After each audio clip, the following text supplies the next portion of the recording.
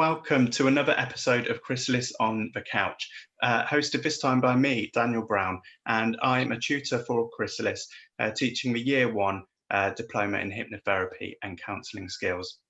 Thank you so much for tuning in today.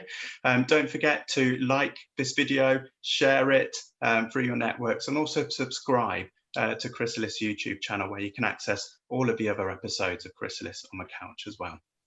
So today's episode is all about diversity, inclusion, and accessibility in therapy.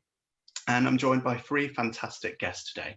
We have Sarah Summers-Polton, we have Amy Eastwood, and also Jaswinder. And what I'm going to do is give each of these fantastic guests an opportunity to introduce themselves before we get going with today's discussion. So let's go to Sarah first. Hello, I'm Sarah. I'm a level 1 hypnotherapy student, and I've been through therapy before because I'm actually transgender, and really enjoyed doing the course so far. Fantastic. Thank you, Sarah, and thank you so much for joining the discussion today. And let's go to Amy next. Hello, I'm Amy Eastwood. Also just started studying on the level 1 course. I'm just really keen to participate and see where it takes me. Fantastic. Thank you, Amy. And Jaswinder. Hello there. I'm a Chrysalis Year 1 tutor for hypnotherapy and counselling. I'm excited to be part of this session today, and diversity is something that has been very close to my heart for as long as I can remember. I just want to share that when it was International Youth Year, I was in my early 20s, and I got some funding as part of the International Youth Year from the Prince's Trust, and I ran a magazine for that year called Cultures. So you can see from that I was interested in trying to educate communities about each other's cultures from a very young age. So I'm excited to be here. Fantastic. Thank you, Jazz. And we've done some work around diversity and inclusion before, haven't we? With webinars Yes. that we did for Chrysalis students last year, focusing on working with and supporting clients from ethnic minorities as well. So it'll be good to kind of continue part of that discussion today as we go through the topics we'll be covering. Right, fantastic. Thank you, everybody. So let's get going with the discussion then. And we're focusing on diversity, inclusion, accessibility for many different types of clients and people from all sorts of communities. So I just wondered whether you personally feel that the counselling and hypnotherapy professions are diverse and inclusive enough. Anyone have any particular thoughts on that? Basically, I feel as though with the gender diversity, identity, there is a bit lacking, because most people can't understand it is actually on a spectrum rather than a fixed male or female thingy spectrum. Yeah, and gender diversity and working with trans people is, I don't really want to say a hot topic at the moment, but it's something that's been widely discussed, not just in our profession, but also in society as well. And I think you're absolutely right that gender is a spectrum. It's not just that people are born male or female and that's it. People may actually feel their gender identity, how they feel in their mind is actually different, and that's not necessarily male or female. Jaswinder, do you have any thoughts? Yeah, I think it is very much about bringing forward the education and awareness amongst people, because when things are different, people kind of like find it difficult to adapt to any kind of change. So the thing is, individuals themselves have to be willing to learn about other people and what's going on for them. Like, for example, when I wanted to learn about transgender a bit more, I I went out to, you know, talk to people. I even watched the film, you know, The Danish Girl, that was based on a true story. I went to the cinema to go and watch that, and it was very powerful, very touching, you know, the whole journey of start to finish. So there is a lot more work to be done, definitely, but I think, you know, bringing out more about people's feelings and their journeys is what's needed, really. A bit like The Danish Girl. Yeah, absolutely. And, you know, listening and learning are so important. And I think that, you know, there may be some things that all of us don't quite understand, not just in relation to working with trans people, it could be from any community, but being willing to learn and to listen is a big part of gaining that understanding. Amy, do you have any thoughts? Yeah, just, you know, seconding on from what she said, is the biggest thing is awareness. You know, I'm 35, would like to think I've got a lot of relative life experience. However, you know, diving into this line of studying, I've got none really. So I'm sure, you know, whilst we're training, that we're never going to cover every sort of topic, but understanding that people, you know, they're not a textbook exercise. You know, not everybody's going to fit the same criteria when we're sort of trying to help people along the way. And yeah, the biggest thing is awareness, and maybe I as well as all the other students will have to go and do our own, you know, separate studying to not be so blinded with society. Yeah, absolutely. I think, you know, every student goes through quite a big, you know, learning journey, not just in terms of, you know, what they're learning, the therapeutic techniques and all the theory and that kind of stuff, but also about the different kinds of people that you might work with. You learn a lot about yourself and others as well. So thinking about my own kind of experiences and that question, is the counselling and hypnotherapy profession diverse enough? I'd probably say no at the moment. And thinking about a lot of therapist forums that I'm in, and thinking about a lot of well-known therapists and so on, it's all very white. A lot of it is middle class, cisgender, so not trans, not many LGBT plus people, not many people from ethnic minorities, and working with a diverse client base myself as well. A lot of people, particularly LGBT plus people who I work with, will come to their consultation and say that they've perhaps seen another therapist who just hasn't understood them or their identity at all, maybe even made judgments about it, either consciously or unconsciously. So I'd say at the moment, the profession probably isn't as diverse as it could be, but I think things are starting to change, and there's certainly a lot of things that can be done and put in place to make it all a bit diverse, I think. So that kind of leads nicely on to the next question I had, really, is, you know, how can our profession, counselling and hypnotherapy, become more diverse? You know, what's missing and what's needed? Jaswinder. Okay, I knew you were coming to me. That's why I laughed. Okay, so I think, you know, like obviously we could do with a, I don't know if they've got it in years 2 and 3 at Chrysalis, because I only teach year 1, the counselling and hypnotherapy. And within that, it would be good to have a unit that covers difference and diversity, and really explore these issues within that category, difference and diversity. And when I say explore, I mean on a really deep level, looking at the assumptions we make, looking at the stereotypes that we come out with, you know, where are we lacking in really coming forward with empathizing with what's going on for the other person and their situation. You know, is there enough empathy, or do we, you know, or do we switch off because we feel uncomfortable? But then it's exploring that uncomfortableness. Why do we have that feeling of uncomfortableness in the first place? You know, I recently,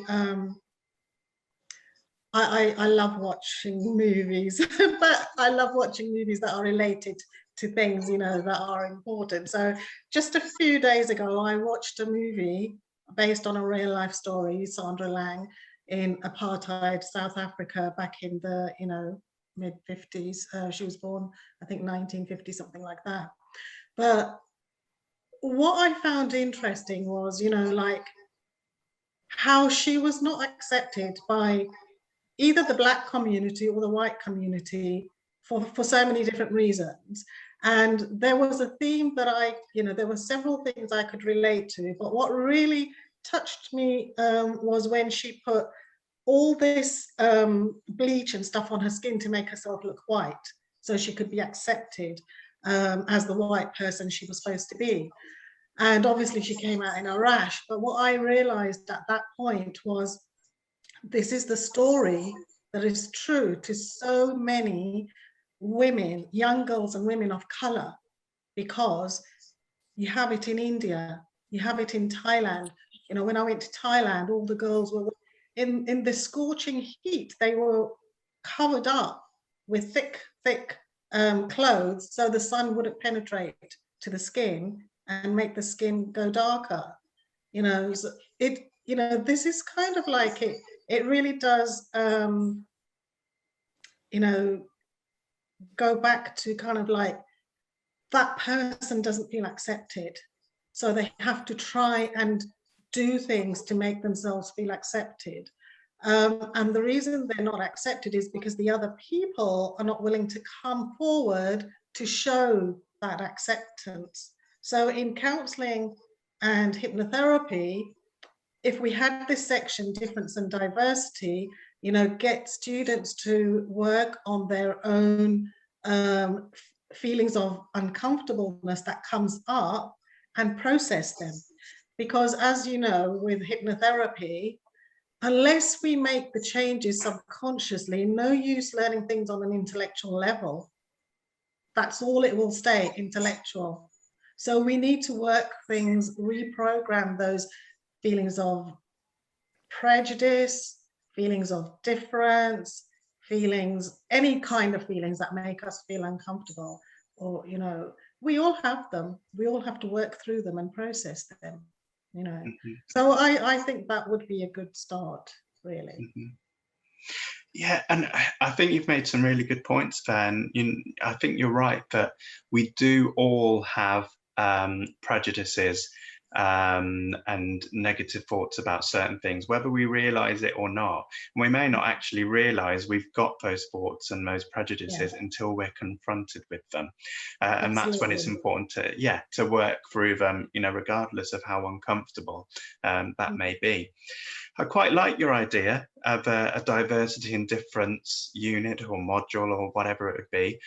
You know, we've got some good webinars available to students on the Moodle platform, but it would be good to expand on that and have some, you know, face-to-face teaching on that, and some exercises or activities, and maybe some kind of assessment around that as well. So maybe that's something we could pitch to the powers that be, and see what happens.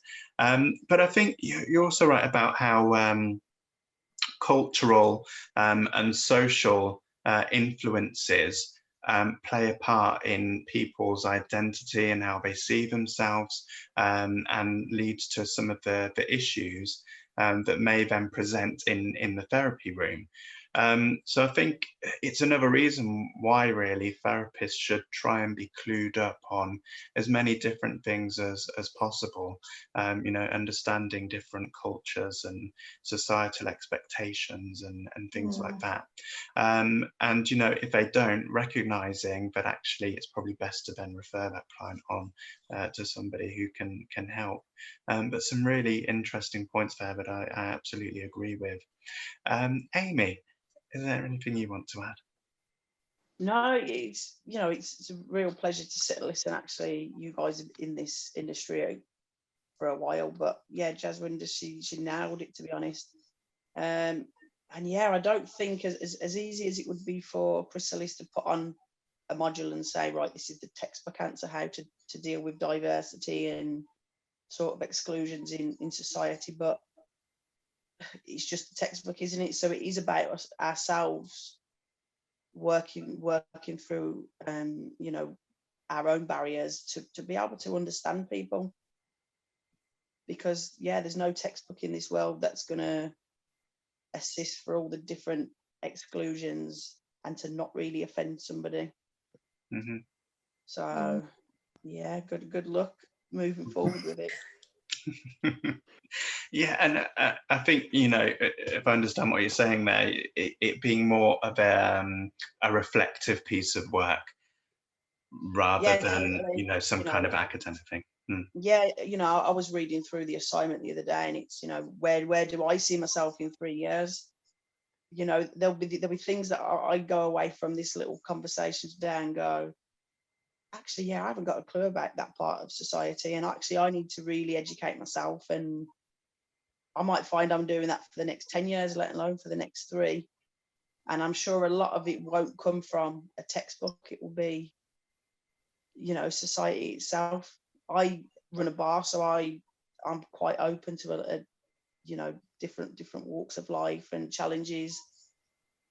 But yeah, I think the more we all learn about ourselves, the more we'll all realise, you know, even probably yourself, Daniel, you might come across a client in the next 12 months that you've never quite dealt with before, and you know, they might throw a challenge to you. And I think, yeah, we've all got to be open if we're serious about this sort of profession. Then we've all got to be an open, not so much an open book, but definitely willing to grow from our own sort of, I'm trying to think what I'm trying to say actually, not experiences, but, you know, willing to grow our own personalities to be able to assist others. And I'm sitting here in awe of you know, what you guys are saying, because I've got a lot of work to do.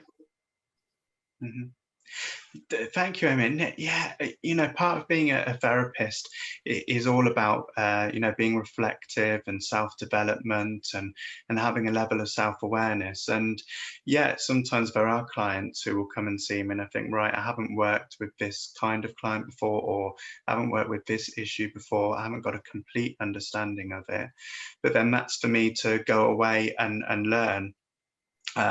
Not just from reading, but having discussions with people as well, and listening and learning.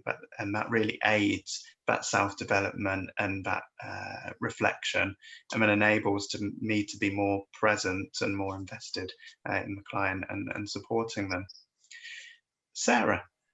Yeah, I was going to say, because a lot of prejudice in that lot all don't actually start within children. They start more so towards adulthood, and that's where usually a lot of the bad prejudices come from, including things like in the media and false tales and everything else. Sometimes it's unwrapping all that lot to actually move forward, to actually find out what that person's actually, their own likes and dislikes actually are. Put work actually in care, and that's quite an eye-opener as well. Yeah, you're right. And, you know, sometimes somebody might express a view that is racist or is homophobic or transphobic or whatever it may be. And yes, we need to call that out and you know, call it what it is. But of course, there may be reasons why the person holds those views, and it could be traced all the way back to, you know, the formation of their belief systems and the messages they received from their parents or from the circles they moved in, the community, all sorts of influences. But then at the heart of it, that's not actually who that person is. So I think you make a good point there. I was just going to add another one as well, because they do say as well that especially with LBGT, sometimes they can be very homophobic and transphobic, and they could actually be that way inclined themselves. Mm-hmm. Yeah, absolutely. That happens quite often. I'm aware of people who were homophobic to me when I was younger, and actually they've now come out as gay or bi. And it's quite clear that they were struggling themselves at the time that they were being homophobic. So that certainly happens. Yeah, it may be that the person's struggling with their own identity and unsure about who they are.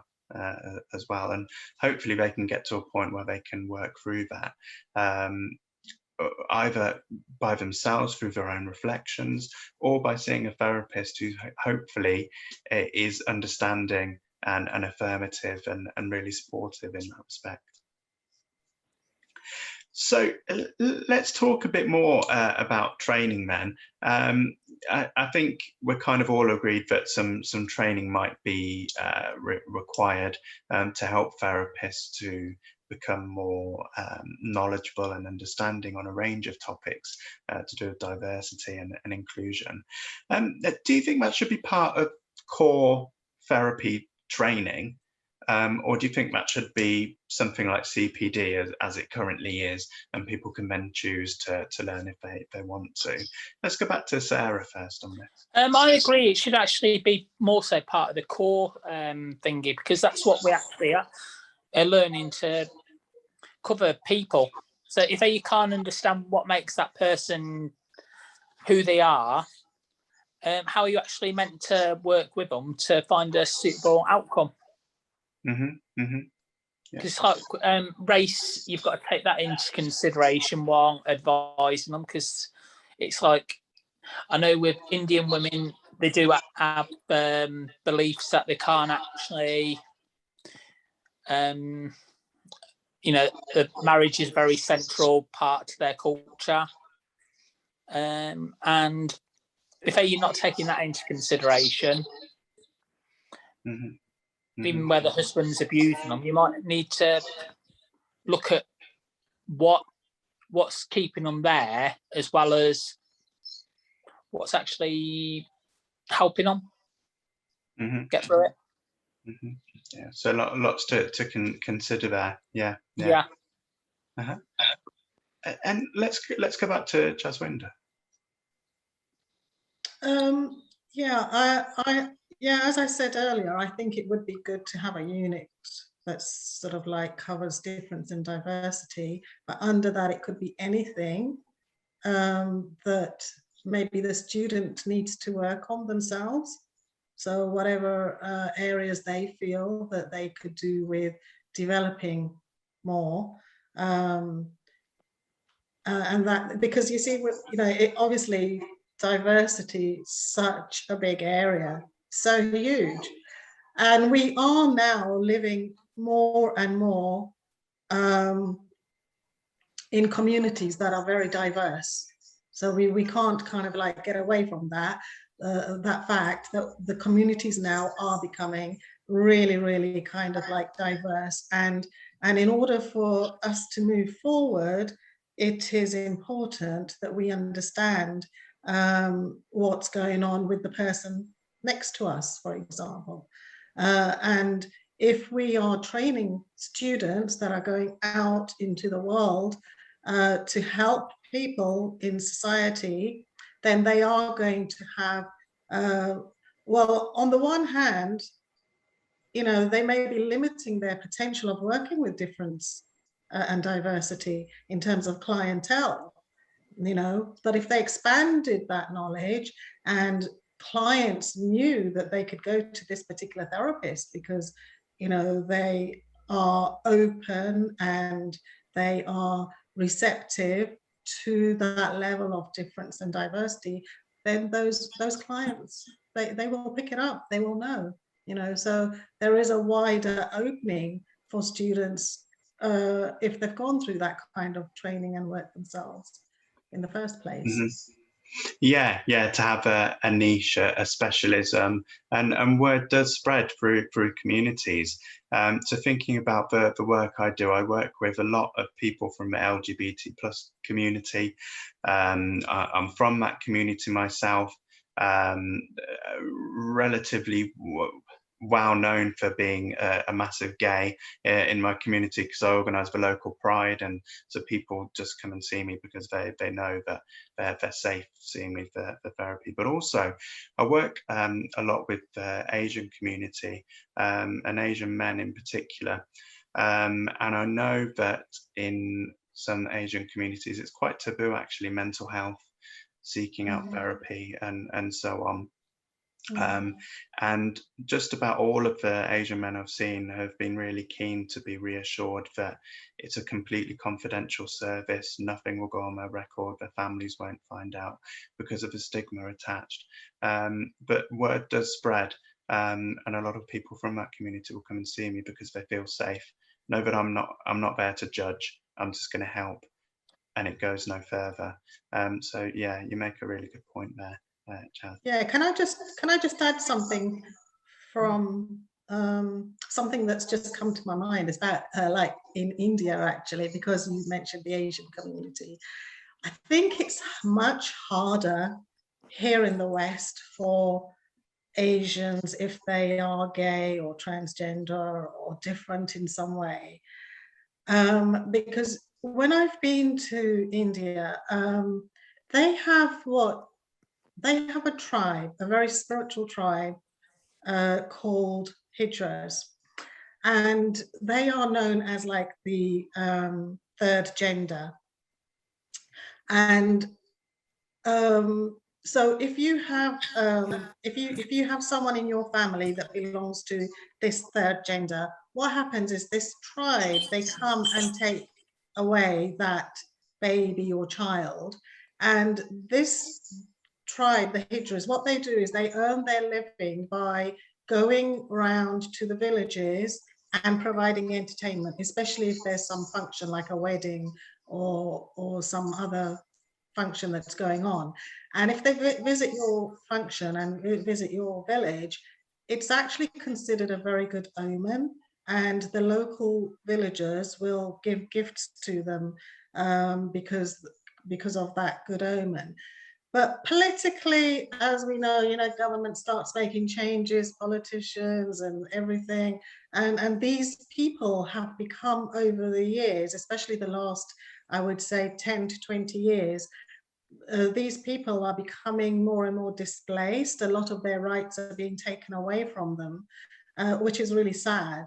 But what I saw there was no prejudice amongst the locals towards these people. The prejudice is actually coming from the governments, So it's not just about teaching people in our therapeutic area, it's also teaching on a much bigger scale, the governments as well. Yeah, absolutely. And I guess we can kind of relate that to what's going on in the UK at the moment. So we have a government that is stalling on banning conversion therapy. So that's a therapy. I'm really reluctant to call it that because it's my personal view. It's abuse, where the therapist is essentially curing somebody of being gay or bi or trans. And we're also seeing trans rights under attack in a massive way. So, the powers that be do have a massive part to play as well in pushing forward progress. Yeah, I was going to say, I agree with you on that, Daniel, because it's like, who's the one? There's been quite a few in the press recently. J.K. Rowling, trying to remember the one who's just gone through a court case over whether or not it's right to have gender critical views. And it's like also you've had like the Tavistock also being able the thingy over whether or not it's right to treat children with puberty blockers, even though they're only a temporary thing. They don't actually alter anything. It's like and also, is the thingy for counts, you know, going through when you go through, is it not severe enough when you're having to wait about God knows how long for an appointment to even go and see a gender identity clinic? Bearing in mind the wait's about meant to be about 12 weeks. Some of them are up to about 4 years. You can end up waiting.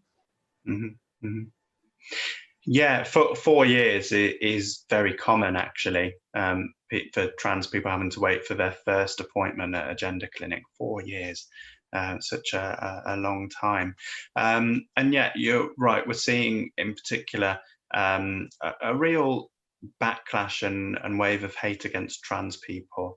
And sadly, I'll be honest, that is being reflected in the therapy world as well, and the various online forums for therapists, and some really quite anti-trans views being expressed. And I've left several groups as a result, because I just can't deal with all of that. So I think it really shows, you know, how far there is to go, and how important training is. Because I think a lot of the time people will express quite prejudiced or hateful views, and it's actually due to a lack of understanding and education more than anything else. When they learn more about it, they kind of become more accepting and think, actually my view on that wasn't quite right. So education is definitely important, and I agree with all the points that have been made about there being some kind of core training for therapists around diversity and inclusion that's very reflective in nature. Amy, is there anything you wanted to add? No, I was just going to repeat what you said actually, Dan, that I don't know if our course would go on another 3 months or even more if we really try to unpick all the things that we should be covering. And really, we need to be faced with it. So if we had even one session a year where you had guest speakers, and maybe you could see from, you know, first-hand experience what the prejudice actually, what it actually does to people, how it makes them feel to be excluded from everyday life. I don't think, you know, an assignment or a piece of paper could have the same impact as actually having someone stand in front of you for 10 minutes and tell you firsthand what it does to their own emotions. Because if we were talking textbook for diversity, I think you could probably put another 6 months on the course and probably still only touch the core issues that people have to be faced with. So, you know, surely the onus has to be on ourselves to really educate ourselves. And I'm saying that, and not from somebody who's got a ton of time or will probably educate myself on every issue. But yeah, I think if you was to be able to get some guest speakers, even for a 10 minutes conversation, and just understand actually what our naivety is actually doing to other people. Yeah, I agree, and I think that's something worth putting forward. So leave that with me and watch this space. Yeah, I think those discussions certainly need to be had. And that's a nice point to end on as well, I think. So thank you so much to Sarah, to Amy, and to Jaswinder for joining me today for this episode of Chrysalis on the Couch, focusing on diversity and inclusion. Thank you so much if you've tuned in today. Do not forget to like this episode, this video, to share it on your social media, and also to subscribe to the YouTube channel. Again, that's where you'll find all of the previous episodes and all of the future episodes to come. But thank you so much for tuning in today, and take care.